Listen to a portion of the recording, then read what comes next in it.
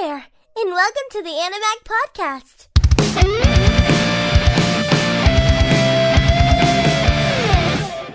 Hey, what is up, everybody? Welcome back to Animag, the #1 podcast in my asshole, baby. I'm Asylum, sitting here with my host. What the fuck?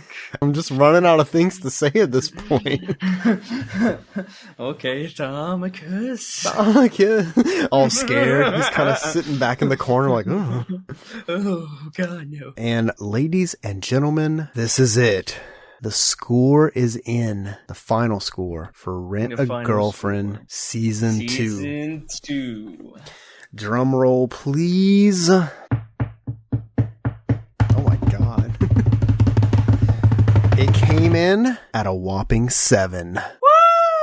Yep. I'm not too surprised, actually. I figured it was going to either be a 7 or an 8. 7 or 8? That's where I was thinking. I mean, I went back and I looked at our numbers for Orange, and we rated each episode of Orange a little low compared to this, but those big numbers that come in, like we gave a couple of 9s. Well, you gave a couple of 9s for Orange.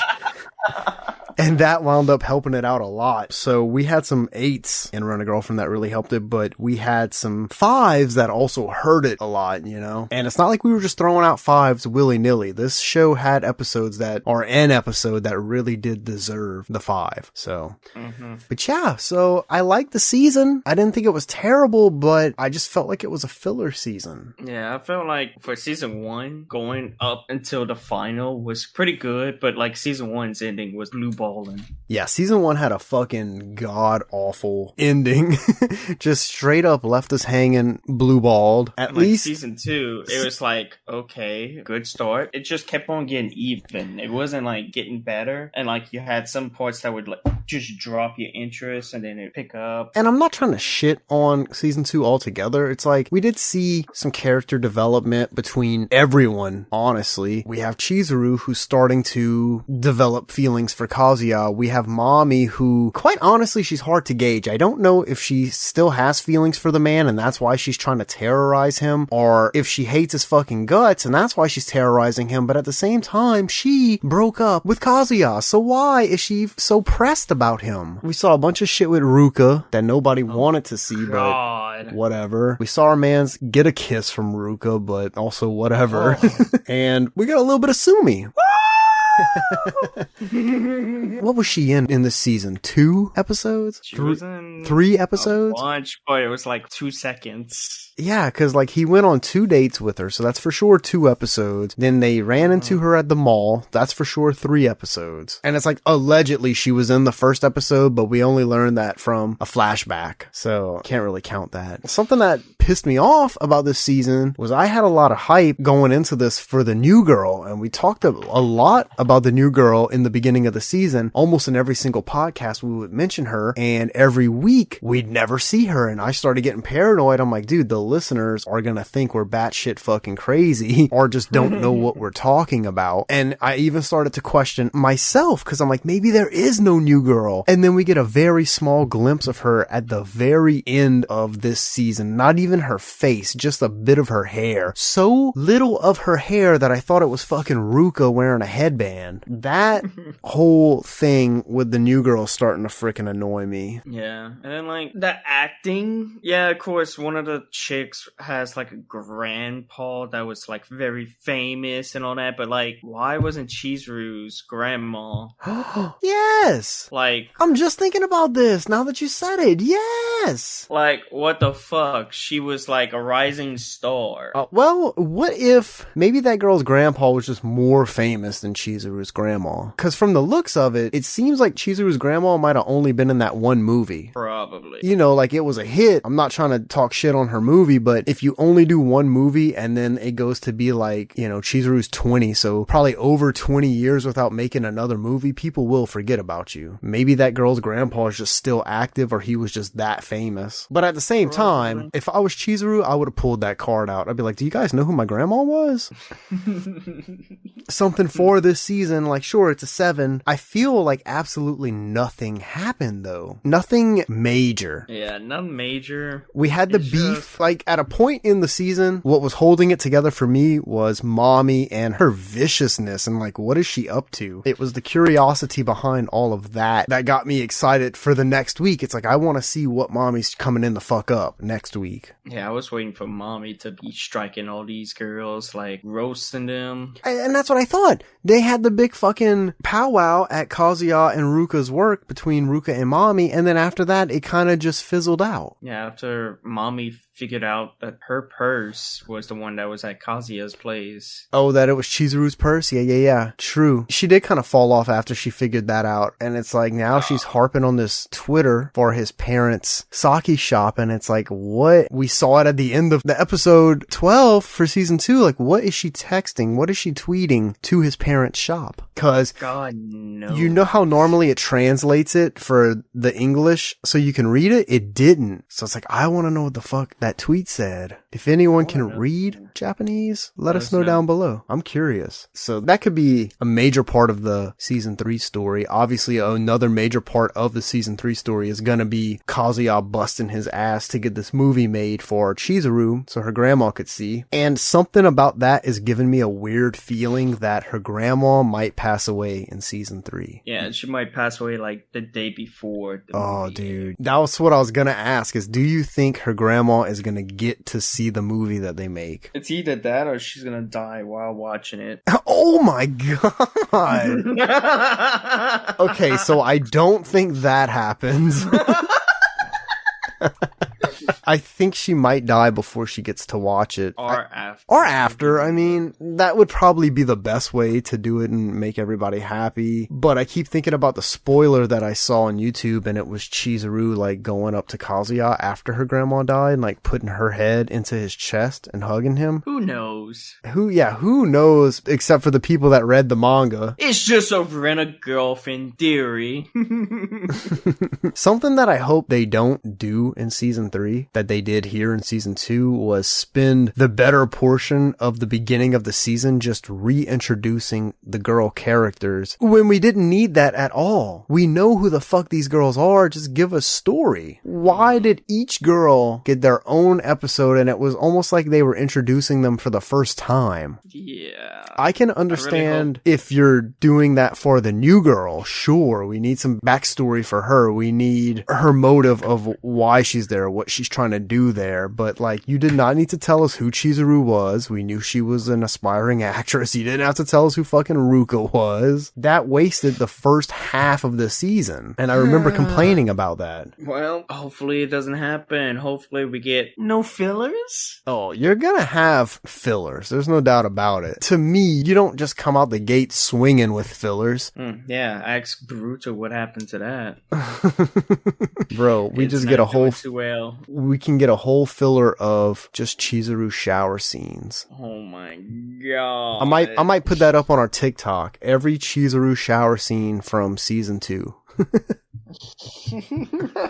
10 million views guaranteed. They really did have too many. I never thought I would be the person to say that because I'm a Chizuru fan, but oh my god, she had like 6 shower scenes this year. That's a little too much. Give us a mommy shower scene, a Sumi shower scene. Hell, give us the grandmas in a shower scene. Oh god. Come on, man. Scored for life. Never. I do like a MVP, but yeah, we're not gonna I said, last one. We're not gonna do an MVP because we can't. You know, the show's still going on. What happens if we name? Obviously, it's gonna be Chizuru, but what happens if we name Chizuru the MVP and then she does some fucked up shit? Then we have to change it. You gotta be a locked-in character like our current and only MVP in the Hall of Fame for Animag, and that's our boy Hagida from Orange. Hagida, and he's gonna stay there. What a what a legend, but he needs a friend. Fucking legend. He needs a friend. I would like to eventually dive into maybe doing like Eden of the East. Okay. That would be an easy one for a Hall of Famer for me. Oh god. You know it's panties. You know it's panties, bro. It has to be panties. I love that character. Yeah. I thought his fat ass died, and then I hop into the movie and I'm like, Panties is still alive? With me and SD watched it, that was our favorite character too. Yeah, he's good. He's got that Hagida feel, but he's a little more outspoken than Hagida. You also need to get on Tamagotchi games. You need to get on Engage Kiss. There's a lot, bro. A lot of good ones. A lot of good ones that we could throw some good Hall of Famers out of, because I think Tamagotchi games is done. Oh, maybe not. It did leave off with a lot of room for another season. The focus here currently is Rent a Girlfriend, and I'm sad. I'm sad that it's over. I'm happy that it's over. We get a small break now, a tiny break, but yeah. Chainsaw Man next. I'm hoping that Chainsaw Man's not one of those shows where it's going to be really, really, really in depth with the story, because then I tend to take a fuck ton of notes. I'd prefer it to be a little bit more of a simpler show. I don't think it's going to be, though. I think it's going to be one of those shows that has a lot of stuff, a lot of small details that you need to pay attention to. Yeah. After Rent a Girlfriend, I was watching some other shows. Like, I watched a little bit of Railgun. I was like, And then I seen like a recommendation for Horimiya. Oh, yeah. I watched it. I fucking finished it in one go. Oh, it my was God. So fucking good. Oh, my God. Oh, my God. The opening was catchy. Well, animes really aren't that long if you think about like one season, because they're I only was like, man, is there gonna be another season? I was like, nope, that show covered everything in the manga. I was like, God damn, holy shit! How long's the manga? Not that long. Okay, I was expecting like massive One Piece style manga. I think it was like 13. Oh, okay, 13. That's typical. It was actually pretty good. It was fucking funny too. Anime. I ain't gonna lie. I might put it in my watch list. I gotta finish some English. stuff. I gotta finish Classroom of the Elite Season 2. I gotta finish Engage Kiss, which is done next Friday, thankfully. Well, not really thankfully. I'm gonna be sad, because that is a fucking... If I'm just gonna rough rate it right now, 10 out of fucking 10. The story is incredible, but I'm just waiting for mine. I'm still waiting for the One Piece Red film. Ooh. I'm waiting for Season 3 of My Daily Life as the Immortal King. Wow. What a fucking One Piece fan. He doesn't even want to buy the 21,000 page book for $1,000. Dude, they disrespect my boy. They disrespect Oda. What you Instead mean? of putting it, they have One Piece, and it's like by whoever made that fucking book. Well, yeah, that's a fucking piece of art. I was so triggered. Bro, you know how much work goes into making a book? I know that, but Oda was the creator of One Piece. Everybody knows that, but who made the fucking 21,007-foot tall fucking book? That's what I want to know. Just put it on the inside. This big book was made by... It is on the inside. It's on the first fucking page when you open it. Oh my God, this guy. Oh. Bro, Exclusive Nick told me if that guy does a re-release of the big, giant, solid One Piece book, but it's after One Piece is over, so it's every single manga, he will buy it. He doesn't care the cost. God damn. I told him, I'm like, bro, you know how hard that thing's gonna be hard. You can't even like open it like a regular book because it's gonna split. So it's like you have to cautiously fucking look through this thing. Honestly, it's just a fucking shelf piece, really and truly, and then you might take it out the sheath to show people that it is one book. But at the same time, this one was, I think, 1,200. So can you imagine the show still has what? The story's got 3 years to go. Yeah. Because I don't think the manga's done, is it? Nope. It would be bigger than 21,000 pages. Like, what they should have done was by each arc. I think that would have been better. I think that would have been cooler if you're trying to read it. I think it would have been less cooler to see on a shelf. If I go to someone's house and I see that and I think it's just every One Piece ever, I'm like, oh, cool. But then I look at it and I'm like, oh, this is one book. Dude, why do you have a 7-foot long book? I'm genuinely more interested. If you're wondering, just search up One Piece book on Animag. We did have it up there. I think Kotaku posted it first. That's where we found out about it. And then the link for the author that made the book, not wrote it, but created it, is also linked in that article. It's pretty interesting. I'd like to see more shit like that. Like, give me a fucking... give me a solid one book, Dick Fight Island, Volume 1 and 2. Oh my God. Old Yeze was at Barnes & Noble's today and he sent me a snap of it. He's like, should I cop?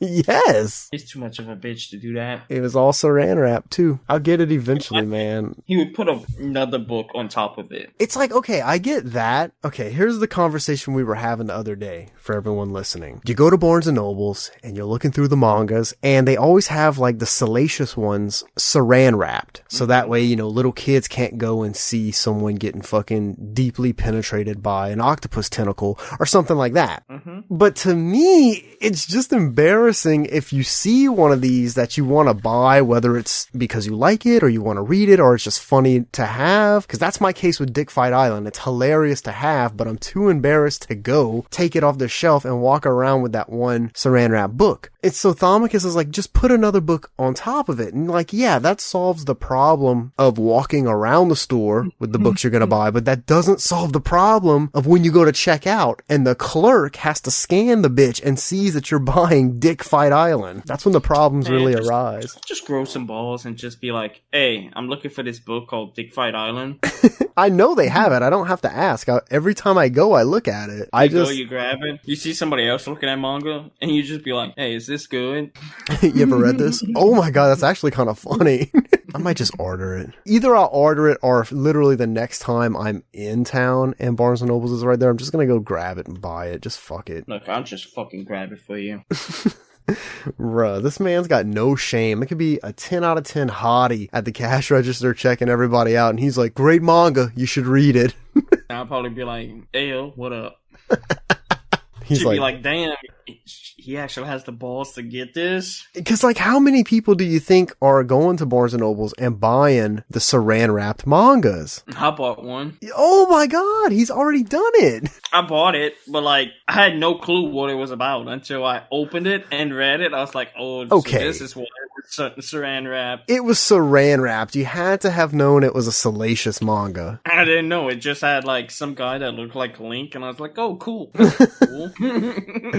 No wonder why the clerk was looking at me funny. That's what I'm saying. I can't deal with that look that I'm going to get from the clerk, and I know I'm going to get one if I'm trying to buy that. And it's like I already read those mangas online, so I don't really need to go and buy them, but I just think that if you have it on the shelf and someone's glancing over your book collection, they're like, what the fuck is this? Dick Fight Island 1 and 2? Hey, yo, don't fucking judge me, bitch.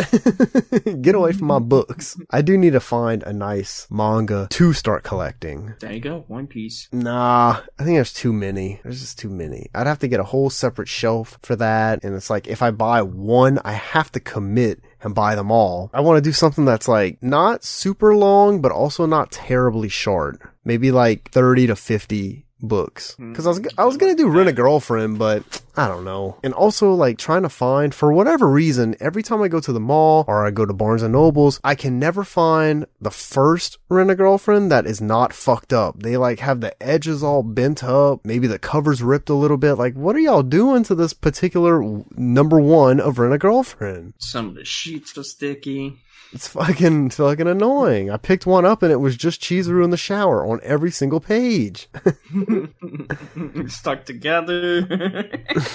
I'm gonna find one eventually. We're just gonna go to Barnes and Nobles. Whenever we go to Louisiana Comic Con, I'm gonna snatch it. Bro, what if it's at Comic-Con? Oh, that's gonna be even worse.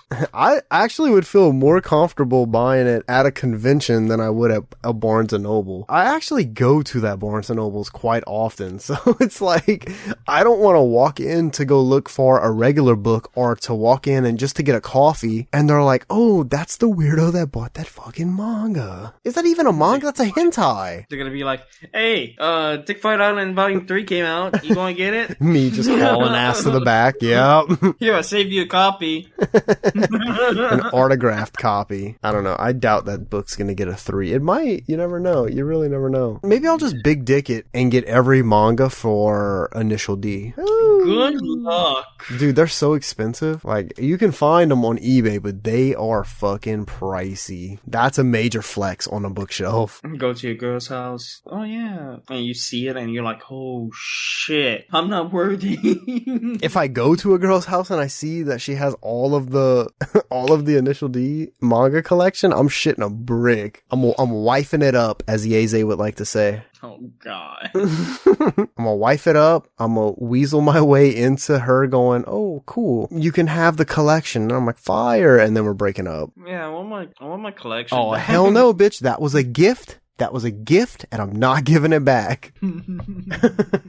No, honestly, if somebody, like if a chick, or even if a guy would have that collection, 100% they don't have it by chance. They know what the fuck they have, and they are not going to give it away. Mm-hmm. That's not a manga collection that, oh, my best friend just gave this to me because they didn't want it no more. Like, no. You know what you got. You know what you got into. So aside from all that, man, I mean, that's pretty much it. Season's done. Yeah, I feel excited. I feel empty inside now. Chainsaw Man's gonna start. We said this in the last episode of Rent a Girlfriend, but the release date is probably gonna change. It probably won't be Fridays for Chainsaw Man. It's probably gonna become a Monday. And the reason for that is because Chainsaw Man drops on Wednesdays. And it's just, with everything that we already do, it's too hectic to watch it on Wednesday, take the notes for it, and then record on the Thursday and drop it for Friday. It's way too fast. So I figure we watch it on the Wednesday, I do the notes and shit, we let it stew. Over the weekend, we'll have to figure out a time to record it. So maybe on like the Thursday after work. I'll watch it Wednesday, I'll work on some notes maybe Thursday. I don't know. The note structure might also have to change for that show. It's just, a lot's gonna depend on how that show is. Yeah, you gotta take notes on, oh, great, they call this colony yada yada yada. Yeah, I don't know. We'll have to. Knows. We're just gonna have yeah, we will really have to figure it out.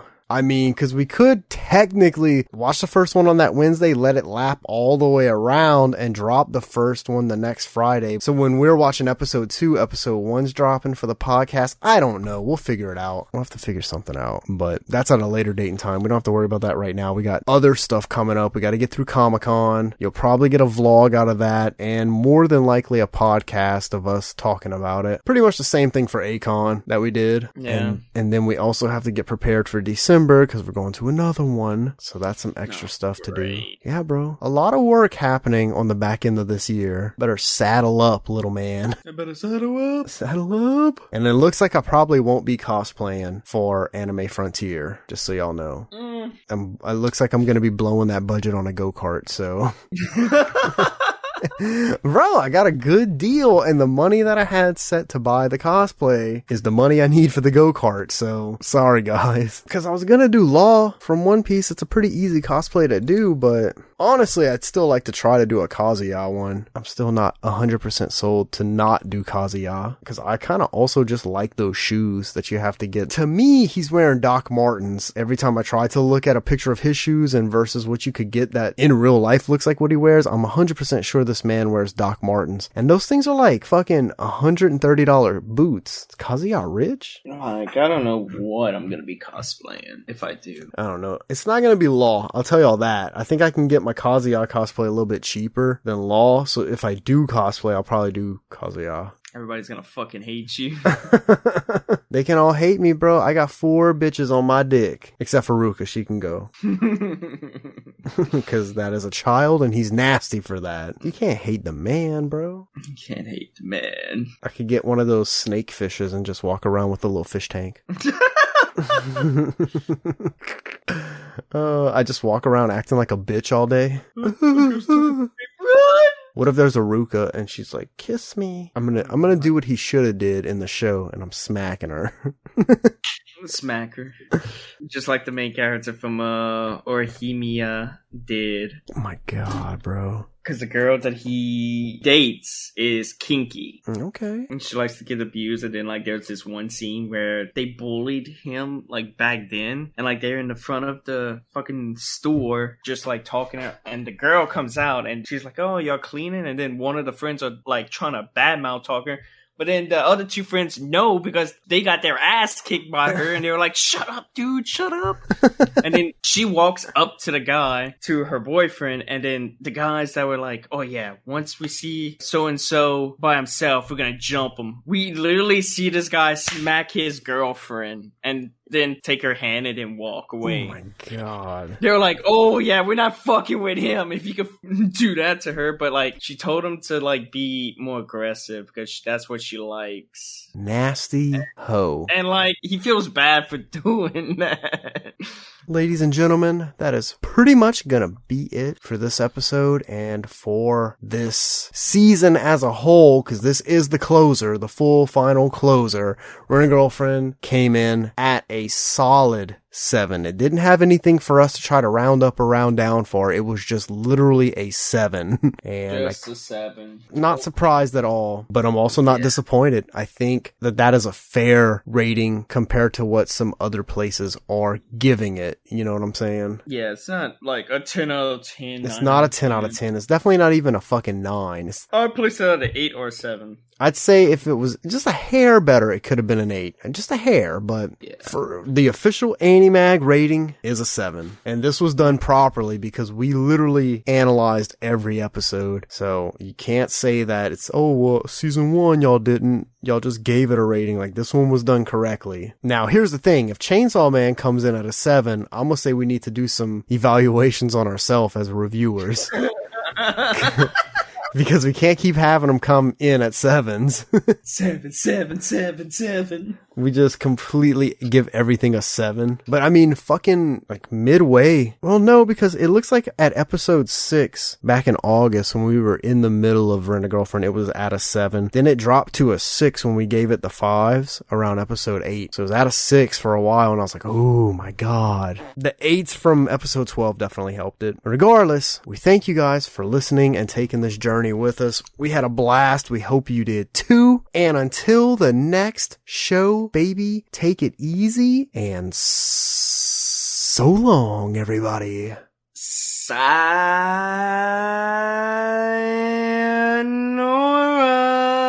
I did not slow that down. It sounded like you were in slow motion.